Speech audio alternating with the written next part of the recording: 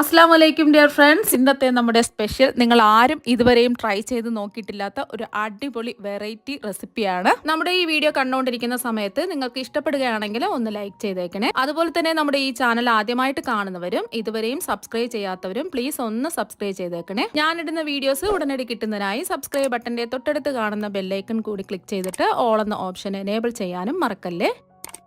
ആദ്യം തന്നെ ഇതിനായിട്ട് ഒരു മിക്സിംഗ് ബൗളിലേക്ക് 1 കപ്പ് ചെറു ചൂടുള്ള പാല് ഒഴിച്ചു കൊടുക്കാം. ഒരുപാട് തിളച്ച പാലാവരുത്. നമ്മൾ തൊട്ട് നോക്കുന്ന സമയത്ത് ചെറിയ ചൂടുള്ള പാല് വേണം എടുക്കാൻ. ഇനി ഇതിലേക്ക് 1 ടീസ്പൂൺ ഇൻസ്റ്റന്റ് ഈസ്റ്റ് ആണ് ചേർക്കുന്നത്. ഈസ്റ്റ് എടുക്കുന്ന സമയത്ത് പഴകിയ ഈസ്റ്റ് ഒന്നും എടുക്കരുത്. നല്ല ഫ്രഷ് ആയിട്ടുള്ള ഈസ്റ്റ് നോക്കി എടുക്കാം. ഡേറ്റ് ഒക്കെ നോക്കി വാങ്ങാം. എന്നിട്ട് ഇതിലേക്ക് ഈസ്റ്റ് ഒന്ന് ആക്റ്റീവായി കിട്ടുന്നതിന് വേണ്ടിയിട്ട് 1 ടീസ്പൂൺ പഞ്ചസാരയും കൂടി ചേർക്കാം. മിക്സ് ചെയ്തെടുക്കാം. അപ്പോൾ ദാ ഒന്ന് മിക്സ് ചെയ്തെടുത്തു. ഇത് റെസ്റ്റ് ചെയ്യേണ്ട ആവശ്യമൊന്നുമില്ല. നല്ല ഫ്രഷ് ആയിട്ടുള്ള ഈസ്റ്റ് ആണ് എടുത്തിട്ടുള്ളത്. അപ്പോൾ അതുകൊണ്ട് ഇതിലേക്ക് നമുക്ക് മാവങ്ങ് ചേർത്ത് കൊടുക്കാം. ആദ്യം ഒരു 3 കപ്പ് മാവ് ചേർത്ത് കൊടുക്കാം. മൈദ മാവാണ് എടുത്തിട്ടുള്ളത്. ഞാനിപ്പോൾ 250 ml അളവ് കപ്പിനാണ് 3 കപ്പ് മാവ് എടുക്കുന്നത്. അപ്പോൾ അതാ 3 കപ്പ് മാവ് ഇട്ട് കൊടുത്തു. ഇനി ആവശ്യത്തിനുള്ള ഉപ്പ് ചേർക്കാം. 3/4 ടീസ്പൂൺ ഉപ്പാണ് ചേർത്ത് കൊടുക്കുന്നത്. ഉപ്പ് അവരവരുടെ അളവിനനുസരിച്ച് ചേർത്ത് കൊടുക്കാം. എന്നിട്ടിത് മിക്സ് ചെയ്തെടുക്കാം. വേണമെന്നുണ്ടെങ്കിൽ നമ്മൾ കുഴച്ച് നോക്കിയിട്ട് ആവശ്യമുണ്ടെന്നുണ്ടെങ്കിൽ മാത്രം കുറച്ചും കൂടെ മൈദ ചേർത്ത് കൊടുത്താൽ മതി. ആദ്യമേ ഒരുമിച്ച് മൈദ ചേർക്കരുത്. എനിക്ക് അറിയാവുന്നത് കൊണ്ട് ഞാനിപ്പോൾ ഒരുമിച്ച് മൈദ ചേർത്തു എന്നേ ഉള്ളൂ. ഇതാ കറക്റ്റ് പാകത്തിന് ആയിട്ടുണ്ട്. നന്നായിട്ടൊന്ന് കുഴച്ചെടുക്കാം.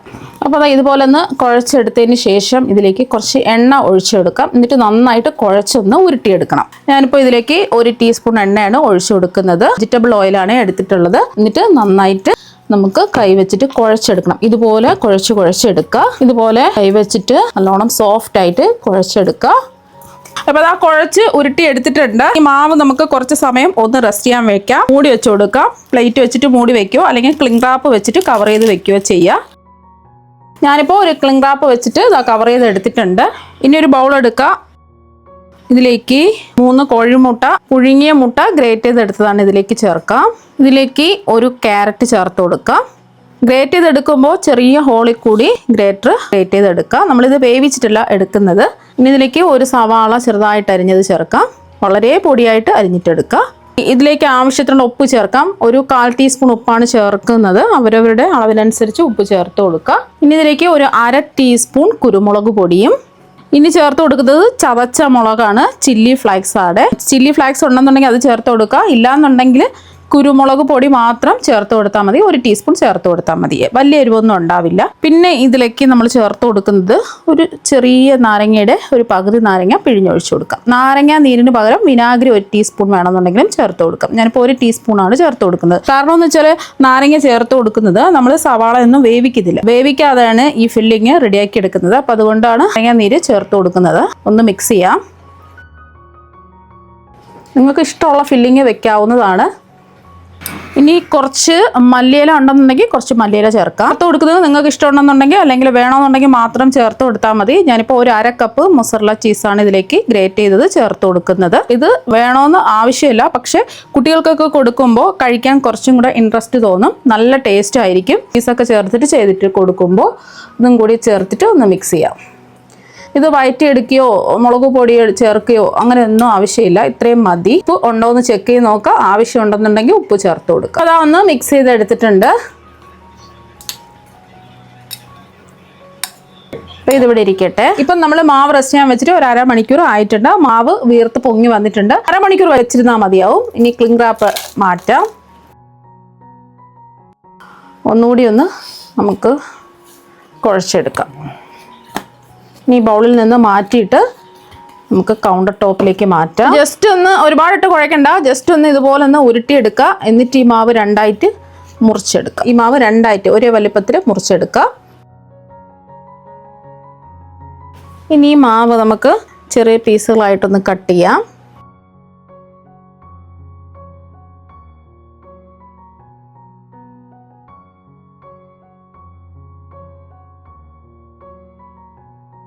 പീസായിട്ട് കട്ട് ചെയ്തെടുത്തിട്ടുണ്ട്. ഈ 2 അറ്റവും ഇരിക്കുന്നത് ചെറിയ പീസുകളാണ്. അത് കുറച്ചും കൂടെ മാവ് ചേർത്തിട്ട് ആക്കി ഉരുട്ടിയെടുക്കാം. അപ്പോൾ ഈ ഒരു വലിപ്പത്തിൽ മാവാണ് നമുക്ക് വേണ്ടത്. ഇതുപോലെ ജസ്റ്റ് ഒന്ന് ഒരുപാടിട്ട് ഉരുട്ടേണ്ട ആവശ്യമൊന്നുമില്ല. ഇതുപോലെ ഒന്ന് ഉരുട്ടിയെടുക്കുക. ഉരുട്ടിയെടുക്കുമ്പോൾ കുറച്ച് മാവ് വരും, അതങ്ങ് എടുത്ത് മാറ്റാം. ഇത് ബാക്കി മാവിലും കൂടെ വെച്ച് നമുക്ക് ഉരുട്ടിയെടുക്കാം. ഈ ഒരു വലിപ്പത്തിലാണ് മാവ് എടുക്കേണ്ടത്. ബാക്കി കുറച്ച് പീസുകൾ വരുന്നത് ഉരുട്ടിയെടുത്ത് ഒറ്റ ഉരുളയാക്കി എടുക്കാം.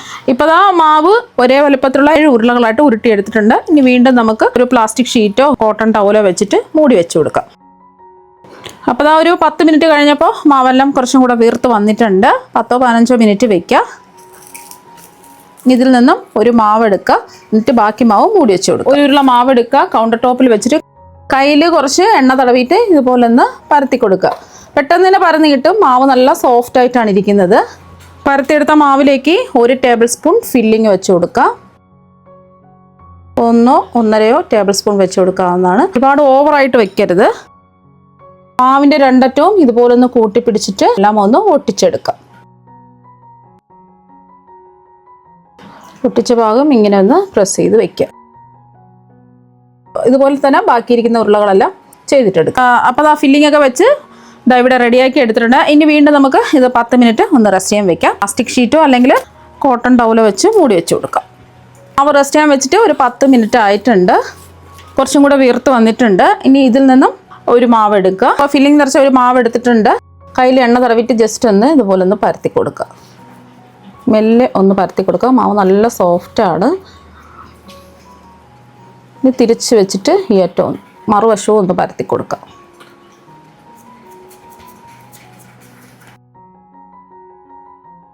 അപ്പോൾ ഈ ഒരു രീതിക്ക് പരത്തിയെടുക്കുക. ഞാനിപ്പോൾ ഒരു പാനിൽ 2 ടേബിൾ സ്പൂൺ എണ്ണ ചൂടാക്കാൻ വെച്ചിട്ടുണ്ട്.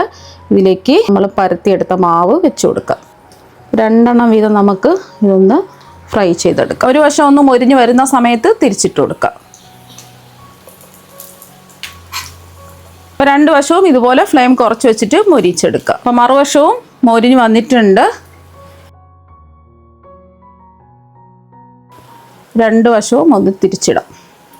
2 മൊരിഞ്ഞ് വന്നിട്ടുണ്ട്.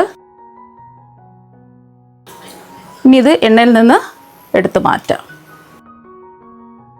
അപ്പം നമ്മുടെ പലഹാരം എല്ലാം ഇവിടെ റെഡി ആയിട്ടുണ്ട്.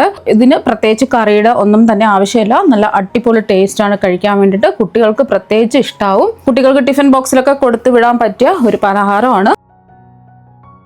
നല്ല പഞ്ഞ് പോലെ സോഫ്റ്റ് ആയിട്ടാണ് ഇരിക്കുന്നത്. കണ്ടില്ലേ, ഇത് നല്ല സോഫ്റ്റ് ആയിട്ടിരിക്കുന്നത്.